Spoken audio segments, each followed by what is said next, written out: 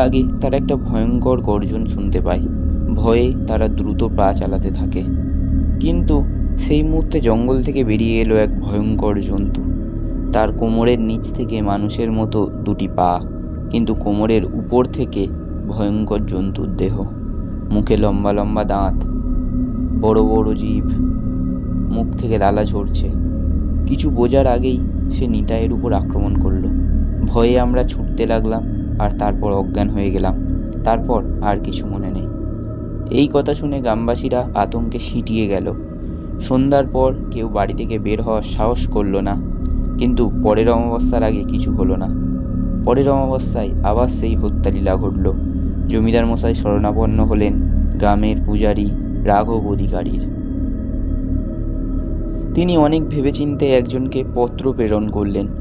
পরের অমাবস্যার আগের দিন তিনি পৌঁছলেন গ্রামে। গেরুয়া বসন পরিহিত, কপালে লাল সিঁদুরের তিলক, লম্বা চুল, গলায় পঞ্চমুখী রুদ্রাক্ষের মালা। তান্ত্রিকের পাশাপাশি তিনি একাধারে ছিলেন পূজারী ভবঘুরে। হ্যাঁ, ঠিকই ধরেছেন, ইনি হলেন তান্ত্রিক বীরভদ্র।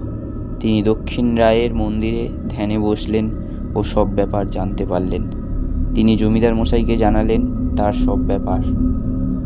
তিনি চমকে উঠলেন। তারপর জমিদার রূপনারায়ণ এর থেকে মুক্তির পথ বলার জন্য অনুরোধ করলেন।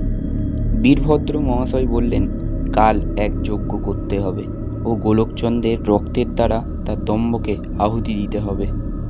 তান্ত্রিকের কথা মতো জমিদার মশাই সব জোগাড় করলেন।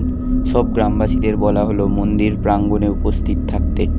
জমিদার মশাই অমাবস্যার দিন সকালে গোলকচন্দ্রের হাত কেটে রক্ত নিয়ে আসলেন। সন্ধ্যা হতে পূজারী ও বীরভদ্র বসলেন যজ্ঞে। রাত বাড়তেই সেই ভয়ঙ্কর গর্জন শোনা গেল। সেদিন হাতের কাছে কাউকে না পেয়ে সেই অসভ্য দলটাকেই শেষ করল অভিশপ্ত নরপশুরূপী গোলকচন্দ্র। এরপর মন্দিরের দিকে আসতে লাগলো। গ্রামবাসীরা ভয়ে চিৎকার করতে শুরু করলো। কিন্তু সেই মুহূর্তে তান্ত্রিক বীরভদ্র আহুতি দিলেন সেই জমাট বাঁধা রক্ত। মুহূর্তের মধ্যে সেখানে আবির্ভূত হলেন সেই সন্ন্যাসী ও সেই প্রাণী। সন্ন্যাসী একটা মন্ত্র পড়তেই সেই নরপশু পরিণত হলো গোলকচন্দ্রের আসল শরীরে। সব বুঝতে পেরে গোলকচন্দ্র নতজানু হয়ে ক্ষমা চাইলেন সেই সন্ন্যাসীর কাছে। মুহূর্তের মধ্যে মিলিয়ে গেল সেই সন্ন্যাসী। এরপর থেকে জমিদার রূপনারায়ণ ও তার পরিবার সেই স্মৃতি ভোলার জন্য ত্যাগ করলেন ওই জমিদার বাড়ি ও তৈরি করলেন রতনদের এই বাংলো বাড়িটি। এতক্ষণ চারজন হাঁ করে তাকিয়েছিল দাদুর মুখের দিকে। এরপর তারা উঠে খাওয়া দাওয়া সেরে শুয়ে ঘুমিয়ে পড়ল।